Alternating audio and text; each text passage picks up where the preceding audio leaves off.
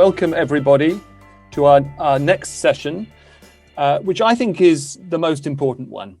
I would say that, wouldn't I? But this is about energy, and it's fundamental to everything else that we're talking about today. If we can't get this one right, we're in trouble. In other words, if the answer to our question is yes, we're in trouble. My name is Giles Wittel. I am another editor at Tortoise, and as James has mentioned, I'm sort of a go-to person for questions related to net zero in an editorial capacity. Do shoot those questions to me via my email anytime between now and COP26 and beyond.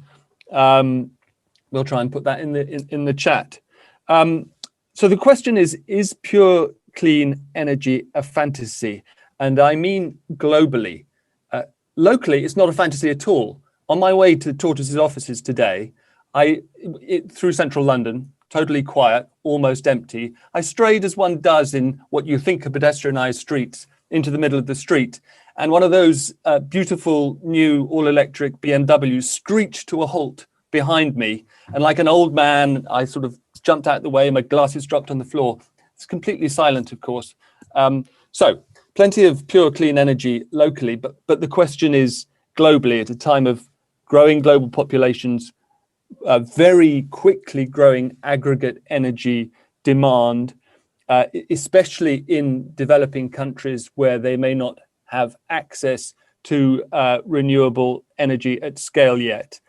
And let's bear in mind the context, which is the IEA is forecasting, I think, a 5% increase in CO2 emissions this year as countries emerge from lockdown. Well, we've got a couple of really highly informed guests who I'll introduce in just a second. They've been at the coalface of this argument for a long time. But before that, just as ever, I'd like to remind everybody of the point, which is to hear from as many people as possible. And I will, with the help of my co-host in the chat, Kim Dara, come to as many of you as we can. But obviously, as usual, make your points in the chat or raise your electronic hand if you'd like to. So we're joined by the one and only Dale Vince.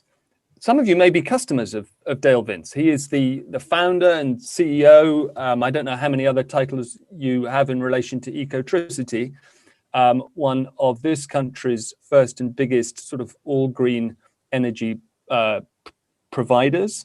He's also a clean energy campaigner in his own right and author of the new book Manifesto, which tells the whole story, which includes, again, some of you may know, founding the, let me get the name right, Dale.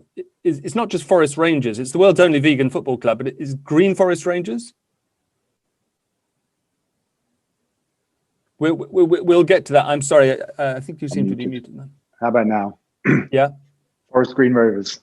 Forest Green Rovers, I'm so sorry. Okay.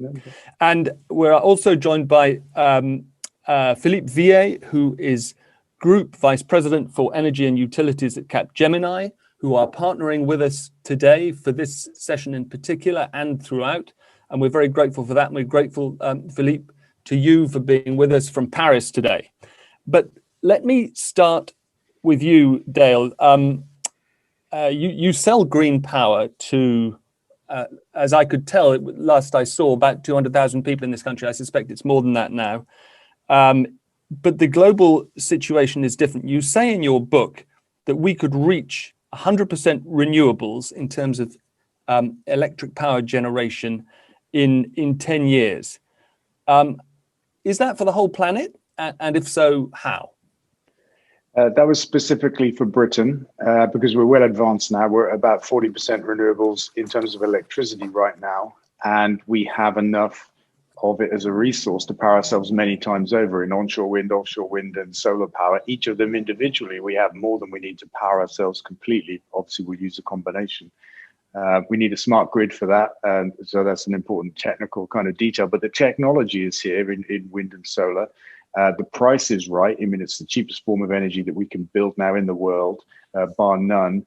And we, of course, have the imperative. We have to fight the climate crisis and actually the other crises that we're causing, like the pollution of air, which is also killing us and raising health costs. So it's focused on Britain and what I can see that we can do in Britain, but it applies to the world insofar as every country of the world has access to the wind and the sun.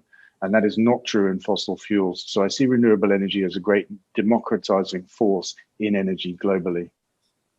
Okay, so you've kind of, you're optimistic, but you have admitted that your prediction is for the UK, which is a windy island off the northwest coast of Europe, with a lot of capital, private and public, as Andrew Griffith pointed out in the last session, being directed towards renewables.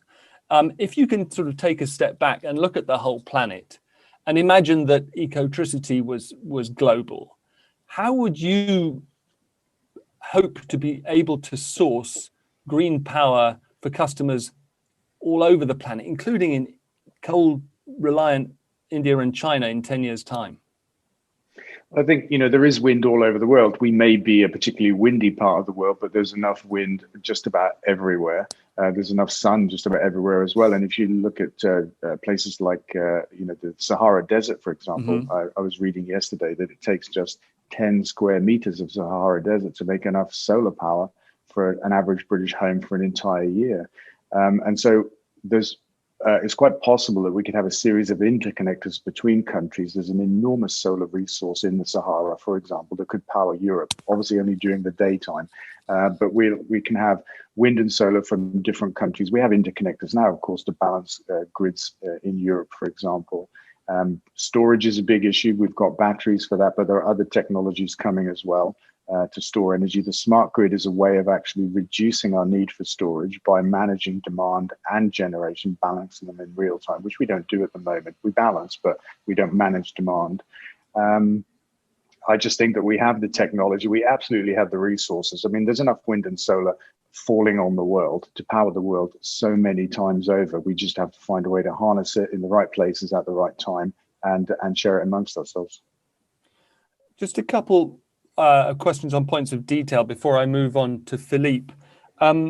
You mentioned storage there, and in your book, you're skeptical about hydrogen and you're a booster for batteries. But we've had people in Thinkings before who've said steady on the batteries as a storage mechanism, because if you think about for example, one of the big things that we would have to store energy for at scale in the UK is to sort of heat Scotland through the winter. And there's absolutely no way batteries could do that. That was the argument. But are you saying that battery technology is going to be preferable to hydrogen as a large-scale, long-term energy store? I think that we're going to have a combination of things, a bit horses for courses. Where I'm skeptical about hydrogen, and there's a lot of hype around it as a fuel, for example, for vehicles. And if you look at the round trip efficiency, power to gas to power, you get about 50% return. So we need twice as much energy to do the same mileage in a hydrogen car as an electric car. I can see hydrogen has a role in absorbing or doing something useful with excess renewable energy. So when we come to look at how we get to 100% renewable energy on the grid, we have to oversize the generation fleet so that as often as possible, we have enough renewable energy to meet demand, which means that very often we'll have more than we need. Turning that into hydrogen is a good idea in that case, and using it later to make energy again, even with the 50% round trip efficiency, can be fine. But there's another role that hydrogen can play, and it's often overlooked. It's typical to talk about decarbonizing the heat load using heat pumps, switching from gas consumption to electricity consumption, which increases the need to generate more renewable energy. We have an alternative. which is to make gas from grass, green gas. So heating Scotland in the winter, for example, does not all have to be done by electricity. By the way, Scotland has an immense amount of wind.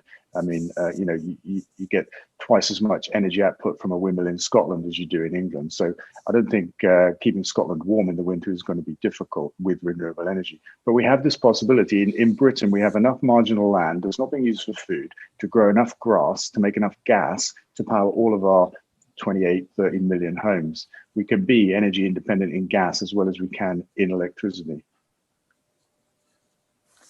Sorry, and just to say, hydrogen has a role there as well, because when we create hydrogen from excess renewable energy, we can put it into the gas grid, and it can be used alongside green gas to heat homes and to cook. I was reading grass gas is a growing part of your portfolio, and it'll be interesting to see how fast it continues to grow. The other technical point, well, it's not so much technical as asking you to peer into the future for us. We have some legacy players in this space, in your space. We have 6 big, in the UK alone, energy retailers, most of whose energy is gas powered. And quite a bit of it is nuclear powered. But focusing on the gas, what happens to them? Are you seeing your competitors, because in a sense they're competitors, morphing into companies more like you? Yeah, absolutely. And this is the way of the world. If you look at the car companies, for example, they're not going to be replaced by electric car companies. They are transforming their product lineup from fossil powered cars to electric cars. And same with energy companies. They won't be replaced by us upstart renewable energy companies. They will transform themselves into green energy companies. And to a degree, it's already happening. You know, that 40% electricity on the grid from renewables in Britain today, a lot of that comes from the big players, doesn't just come from people like us. So that's happening. And that's exactly the transformation we need, not to replace these big existing companies in the industries that we have to transform, but to get them to transform themselves and become the new companies that we need them to be. Okay, that's interesting. So your attitude is, come on in, it's warmer in here, rather than you shall pay for your pollution and die in a Darwinian fight for a new market. Yeah, absolutely. It doesn't make sense that second way around. The first way around makes much more sense. We'll get bigger change faster that way than we will if we're fighting. Okay, so that's really interesting, and it leads me, Philippe, to you in Paris, because we spoke yesterday, didn't we? And you sent me a really brilliant document, by the way, that I with your permission and perhaps a little editing, I would love to add to our hub so that it's a resource for people to look at. But you called it a storyline, and one of the points that if I can summarize briefly at the top of it, you answer the question: no, pure clean energy is not a fantasy, but it will take time. And just a little bit further down, with rough estimates, you suggest that we need 5 times the renewable energy capacity that we have now. And it's even more than that. Is it 50 times or 10 times by 2050? By 2050. And 10 times by 2050. And this, you point out, leads to 2 questions. And I'm going to be unfair here. I'm going to ask you to answer them rather than simply ask them. All right. So the questions that you pose are: who will support this investment, and how long will it take? Because I think there's quite a lot of agreement that one way or another, we need a massive step change in renewable energy capacity. You've put some numbers on it, but who will support that? So, first of all, we are today at 20% of renewables. 25% in Europe, 18% in the USA, 26% in China, out of which there is a share between wind, solar, and hydro. We have about half of our clean power in Europe in hydro power. If we want to grow to 100%, we have to multiply by 5 or 6 the clean power and not only the capacity, because you know that a windmill is not running 100% of the time. Huh? It's running 40 to 50%, and solar is shining 30, 25% of the time. If we want to grow to 100%, today it's multiplying by 5. By 2050, with the doubling of the electricity in the planet, for developing countries, as you stated, but also for electrification in developed countries, we will need to multiply it by 10. It means an investment of 2,500 billion euro, dollars, pounds every year. And today we are only at 300 billions investment every year. So let's put this in three. We're at 300 billion, and we need 2.5 trillion per year. Exactly. Yeah. Exactly that. So who will pay for it? Who will pay for it? It was your question. Definitely, there is money on the market for this kind of investment, and the stock market applauds this kind of investment.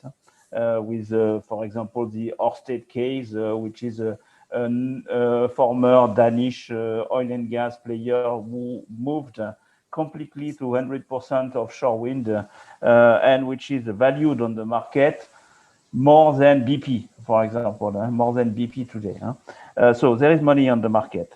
But finally, this investment will be our money as consumer, as states, that will be invested in renewing the actual fossil fuel plants, the actual nuclear plants, or all the other sources of electricity generation. And we need to bring it to the table now. It will be a massive investment. There is a question of who will pay for it. Finally, the consumer. But it's the normal cycle of renewing electricity generation assets. And how long will it take to bring it to the market? Generally, when you decide after the final investment decision, you need 5 to 7 years to bring a new renewable asset, windmill farm or solar farm. So if we want to be 100%, we will need probably 20 to 30 years. And if we go full speed, starting today, 20 to 30 years starting today. And this is a real challenge to grow this. Another challenge is about the acceptance of the population about these renewable farms, because no one accepts anymore onshore wind in his backyard, and no one accepts significant landscape transformation. Is there enough room also for solar farms? In the northern of Europe, it's not evident that there is enough room. So the acceptance of the public on this kind of new generation asset is a question. Can I just interrupt? And by the way, Dale, you will have a chance to come back on public acceptance, because I know you started out by building a windmill literally in your backyard, and I'd be really interested to know how you think the UK, which is famous for NIMBYs, which, by the way, Philippe, stands for not in my backyard, as you probably know, whether those attitudes are changing here. But Philippe, the overarching theme of our meeting today is accelerating net zero. There seems to be it felt like there was a consensus at Biden's summit last week that we need to be talking about 5 and 10 year horizons, not the middle of the century, because that's far enough off for people to outsource it to future generations. But you're saying this transition is doable, but it's going to take 20 or 30 years starting today. Is that fast enough? This is the reality, in fact, the reality, the money we have to put to the table, the number of new farms we have to build, and also there is another dimension that Dale mentioned about growing smart grid at scale to enable this transition, and we can come back on that also, developing flexibility. But at the end, also we needed to be more sober.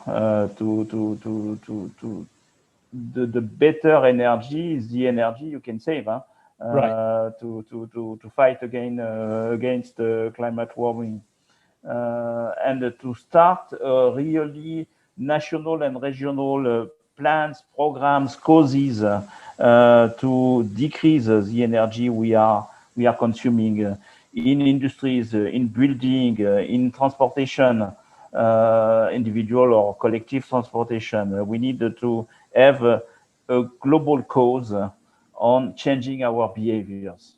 Right.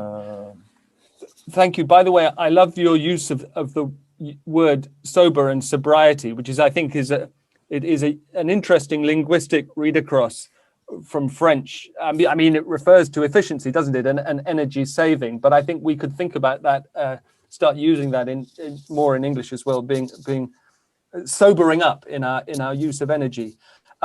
In a second, I want to come back.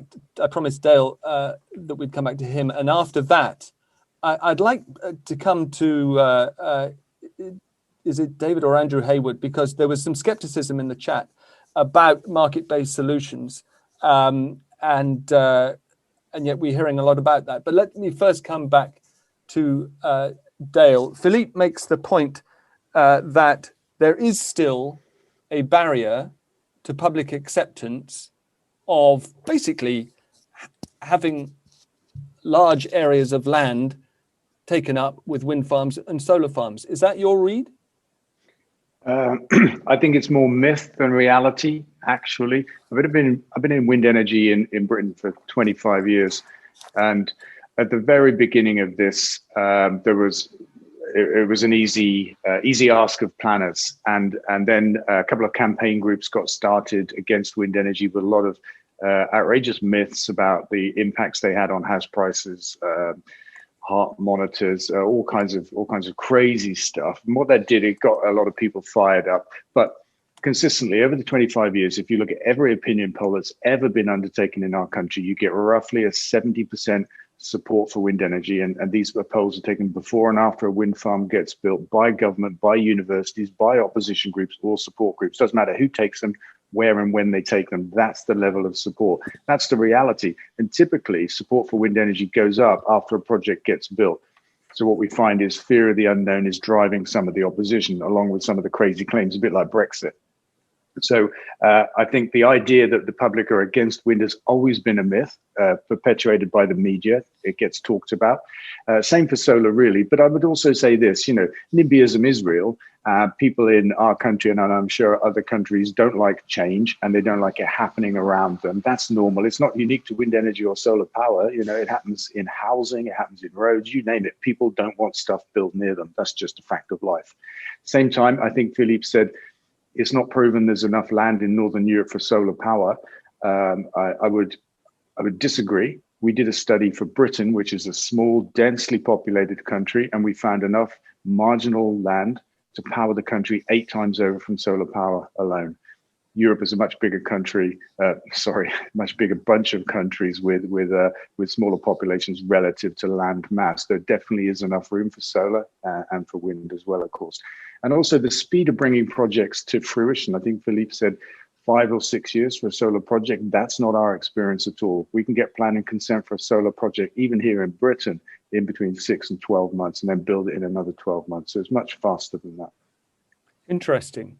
We may not have time for it now, but I wonder to what extent the, different speeds of processing planning applications are at play here. Mark, I wanted to come to you. I can see you at the top of my screen, so that means I think that we can hear your voice. You're saying, I'm quite alarmed by the weight given in these discussions to using a market-based approach.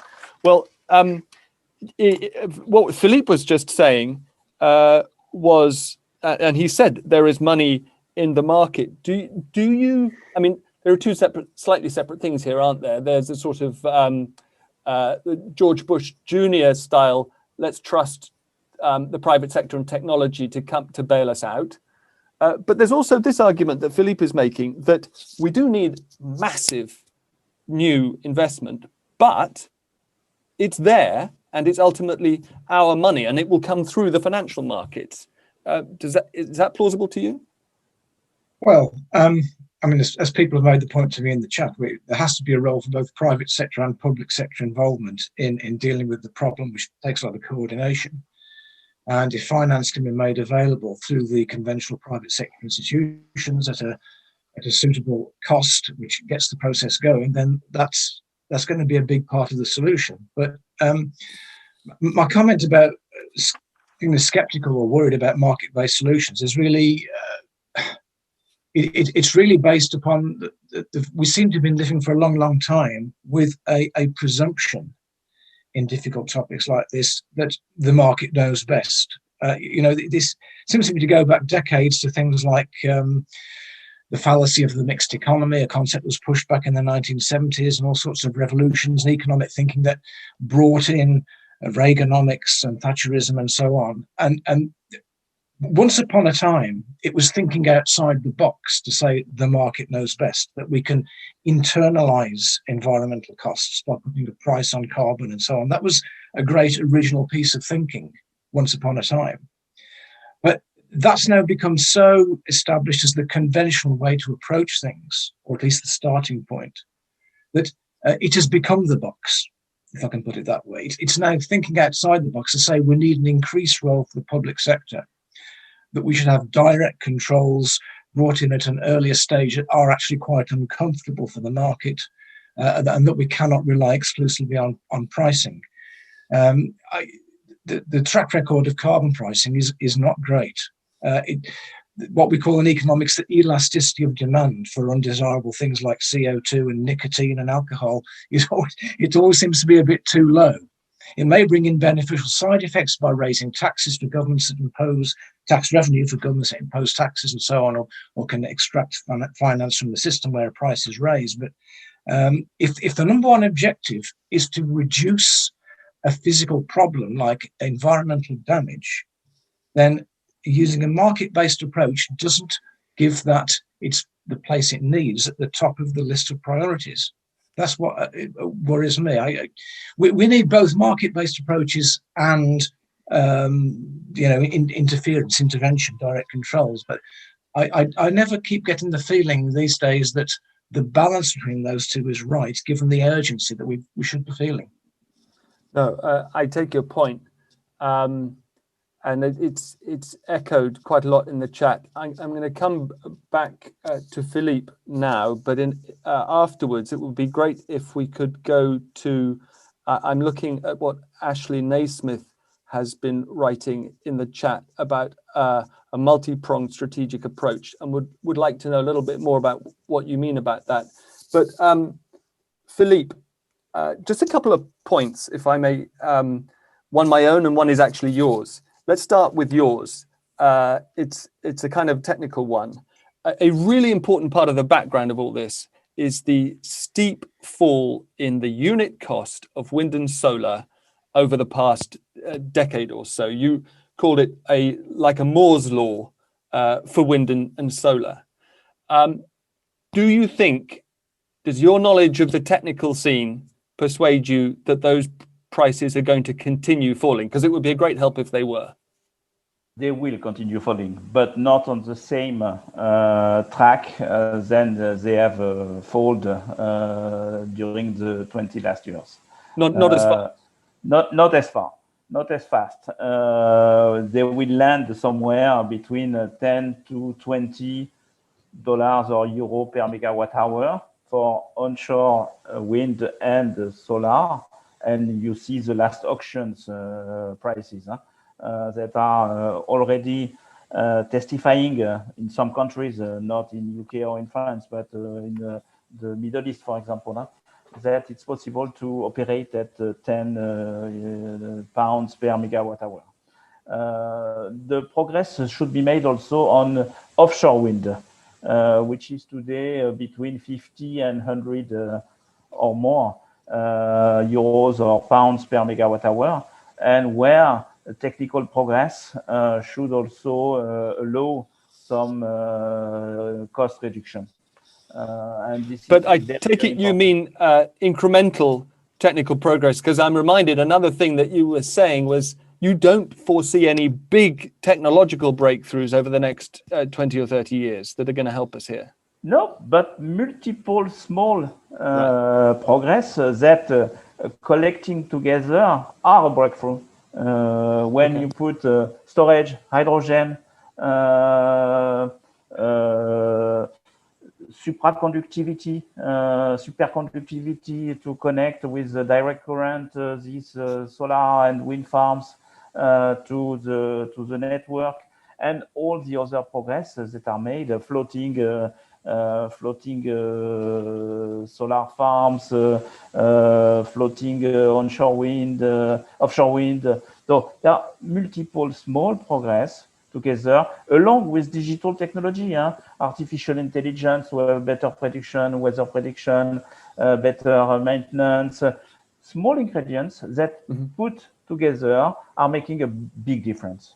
Okay, before we come to Ashley, my other question is this. We've been talking about renewable electricity generation. Now, electricity generation, of course, is only a fraction of the global energy picture. Forgive me if my basic statistics are wrong, but if 20% of global power generation now is renewable, that equates to only about 4% of total global energy output, which is not a big number yet. It may be rising fast, but from a small base. The optimism that you express sort of overall, when you say, no, it's not a fantasy, pure clean power, does that extend to that global picture, talking about energy generally, not just in terms of power generation, Philippe? No, we are speaking here of electrification, in fact. Right. Electrification, moving some fossil fuels use in transportation, in industry, in buildings, in agriculture, to electrified, sourced by clean power sources. This is the topic. Moving, for example, in individual transportation, and moving from internal combusting engines with fueled by oil or gas to electrification.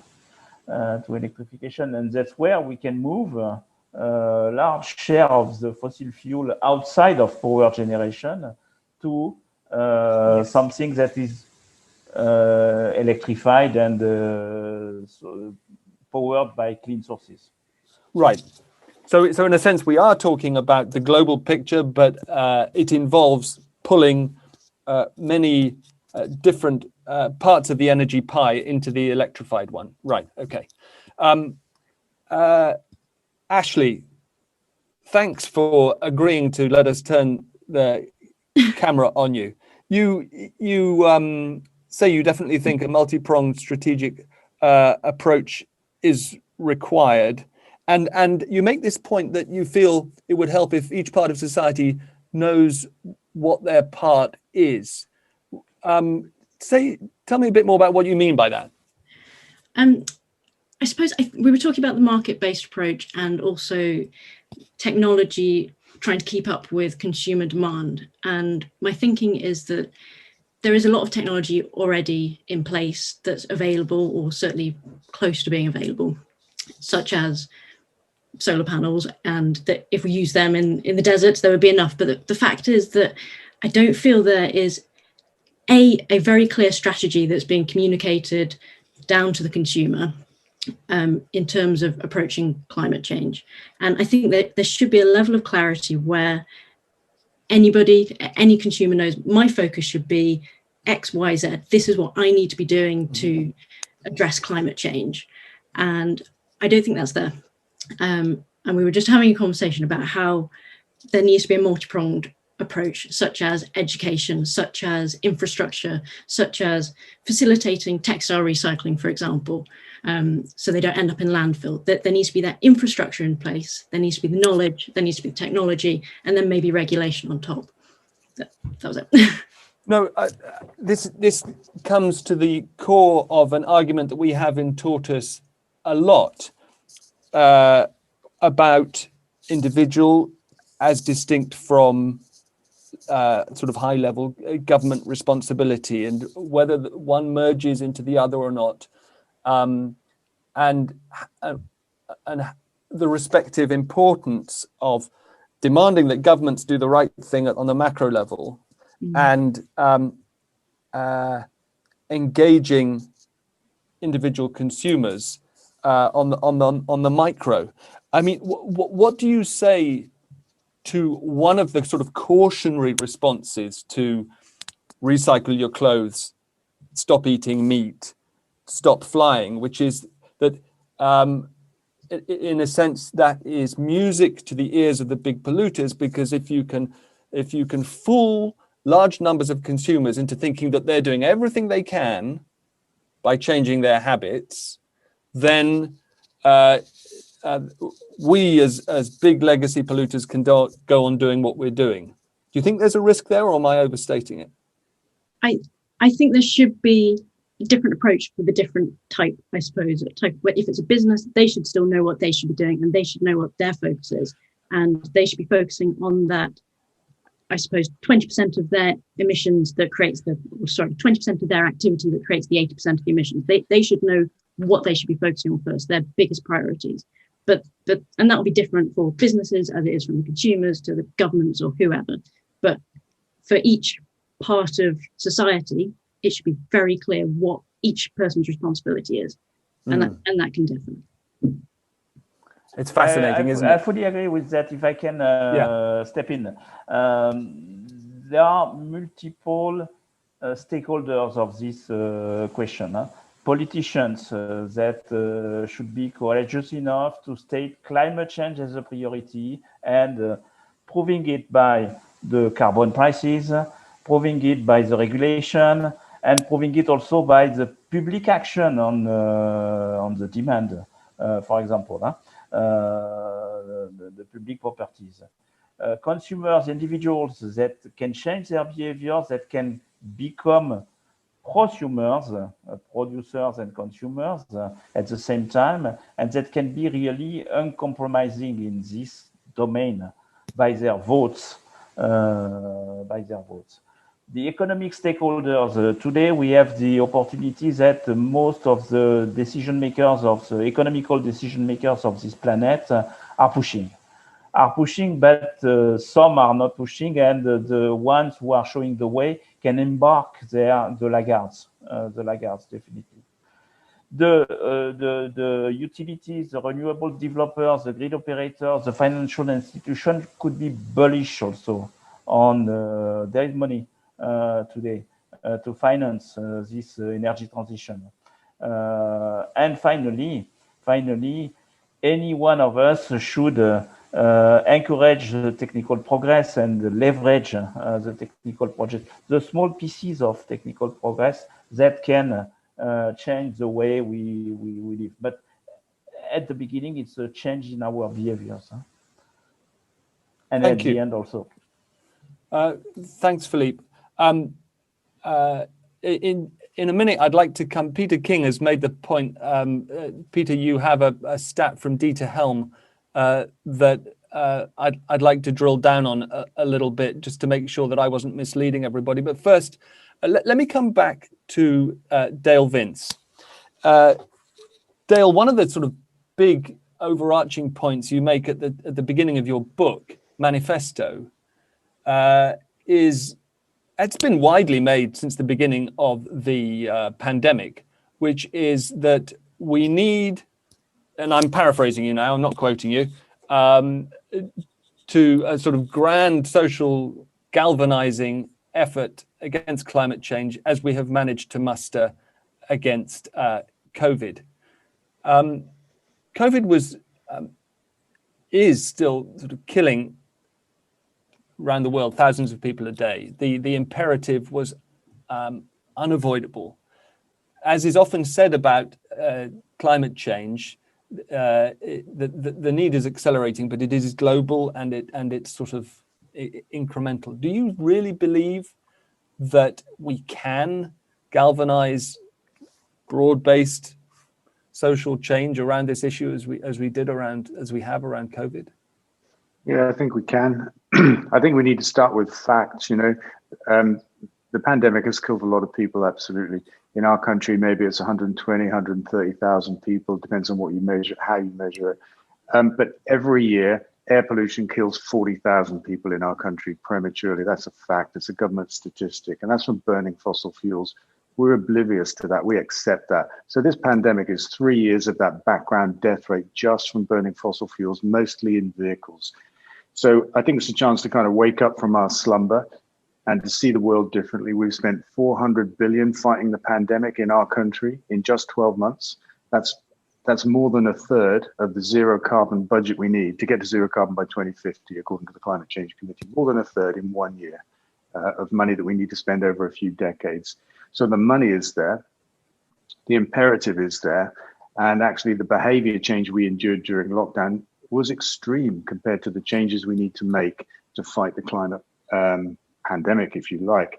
I would say there are only two things we need to do, and it's often too confusing for people, but we need to stop burning fossil fuels and stop farming animals. And that's causing all of the crises of the world, not just the climate crises, but habitat loss, species extinction, and human health crises through diet and zoonotic viruses like the coronavirus. And actually, to come back on an earlier point, I think there is a very simple message in terms of what people need to do. Three things: look at energy, transport, and food, how you power your home, how you travel, and what you eat. And we all make decisions every day in those three things. 80% of everybody's personal carbon footprint, in Britain anyway, and it will be the same in most developed countries, comes from those three things that we all spend money on every day.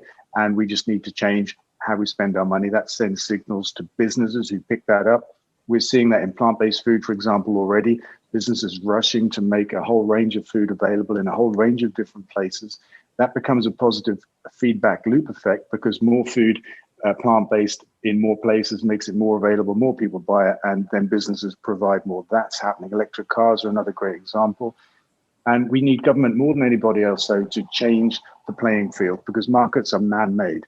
They're not like the laws of nature, like the laws of physics. They're man-made. And if we change the market that currently prejudices in favor of fossil fuels and intensive animal agriculture, if we take away that support, change the regulations to make that harder or impossible, we incentivize the good behavior that we need: renewable energy, electrified transport, and plant-based food. And that's all we have to do.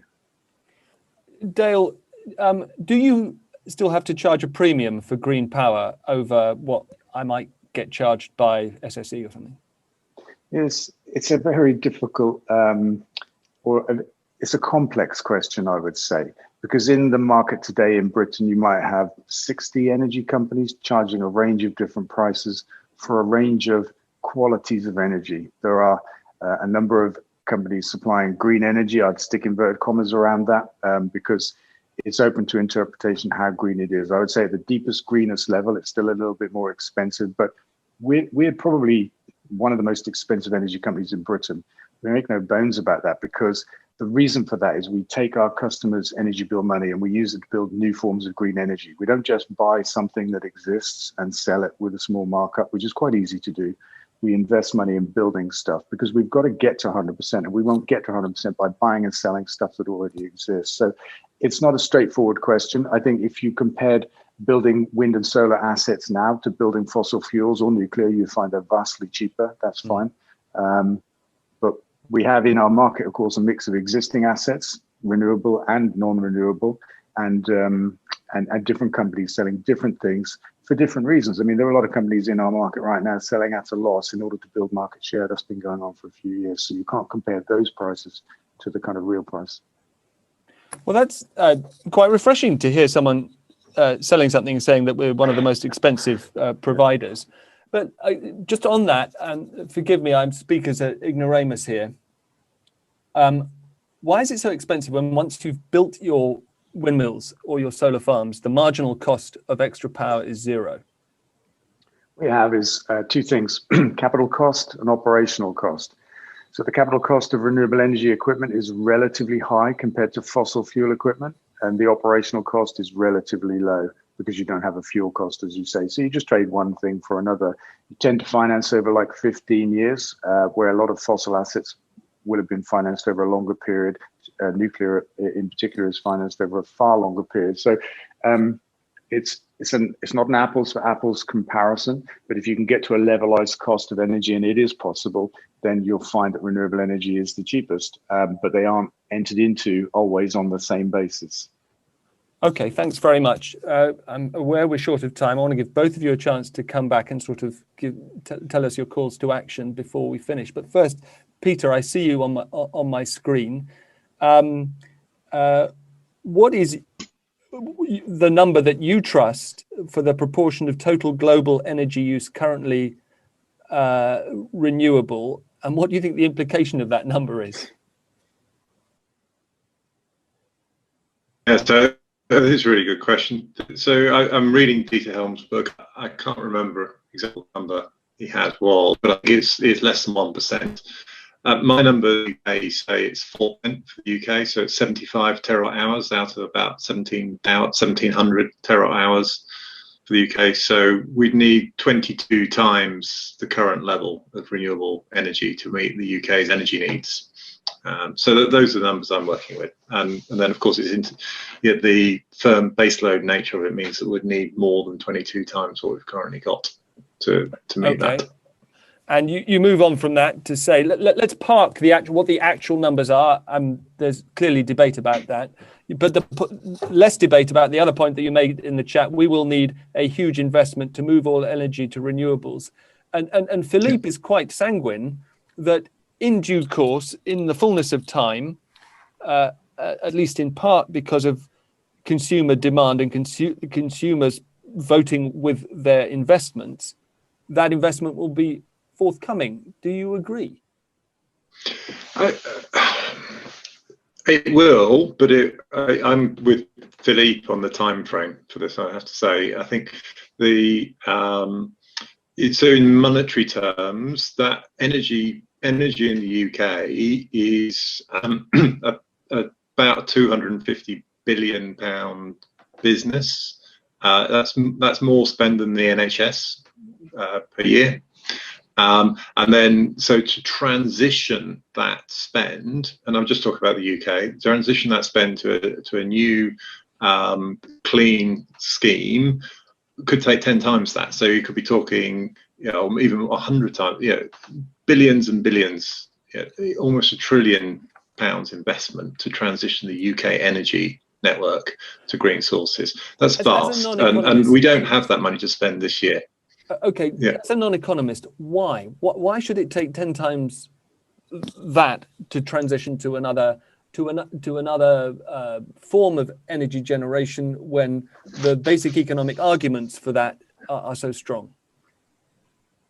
Well, I think I'm not an economist either, so but if you look at, say, something like a nuclear power station or a gas-fired power station, the cost of building it, you have to run it for 20 years before you get your money back. And so the ratios of spend versus return on capital investment is over a vast period of time.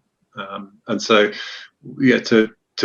to finance the change it will take, I guess my assumption is going to take 20, 30 times what we currently spend per year. Okay, thank you. Philippe and Dale, I'd like to just ask you finally both for your take on what you think are perhaps the one or two single biggest challenges that we still have to overcome to get to a world of pure, that is 100% renewable, clean power. Philippe, you go first, because I know have already sort of listed 6 challenges. Which of them are the most important? All are important, but the most important one is to say that we should start immediately and change the mindset of everyone in any position to start immediately to electrify the economy and the society, and to grow these clean power generation sources starting today. they are competitive, they will become even more competitive, and when we leverage also the other technologies, this is an economic good bet for everyone. So we should start today. We should also consider that nuclear is part of the equation, because nuclear is a clean. You like or you don't like nuclear. There are multiple religions on nuclear over the planet. But this is a clean source of electricity generation, definitely. And it can help because when you have the nuclear source, 10% today over the planet of the electricity generated through nuclear, it's a dispatchable generation source, meaning that you don't have to manage intermittency and distribution. I finished with nuclear.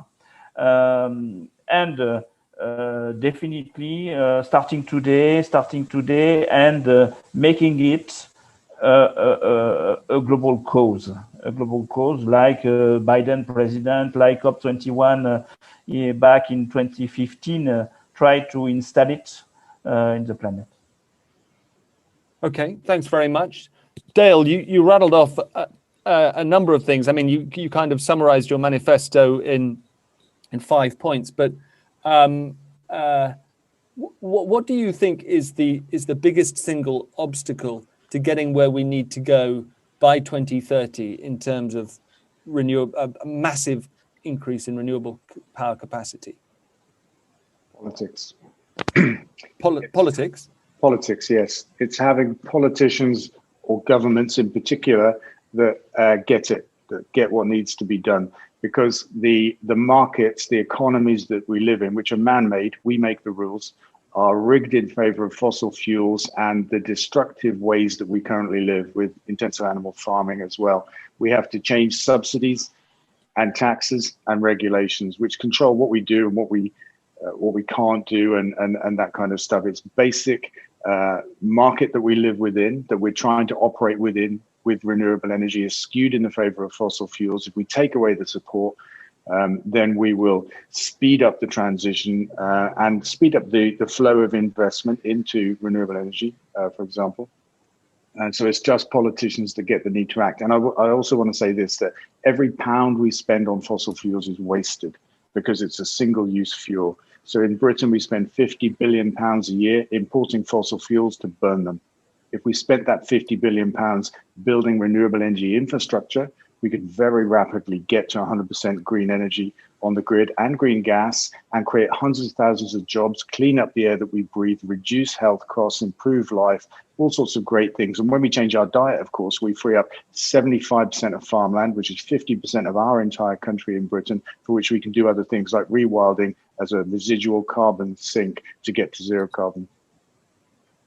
Dale, Philippe, thank you very much. It's been really fascinating having together, if you'll forgive, I mean this in a good way, Philippe, the technocratic mind of someone who's been across all these debates as they've evolved over the last 30 years.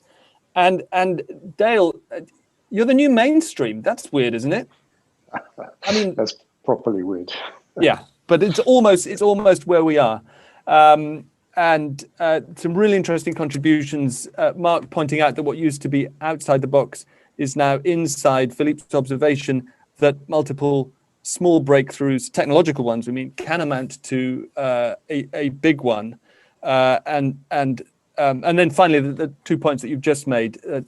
Philippe's sort of overwhelming priority is start immediately, which sounds incredibly important if the time horizon is 20 to 30 years. And Dale, your point about politics being the single biggest obstacle is well taken, although by the same token, a big solution. I'm sure we'd agree that the scenes hosted in the White House last week would have been unimaginable at any point over the previous 4 years. And there's been a massive change. Thank you again. Have a good cup of coffee. Thank you, Philippe. Thank you, Dale. And see everybody who can join us for the next session in 5 minutes.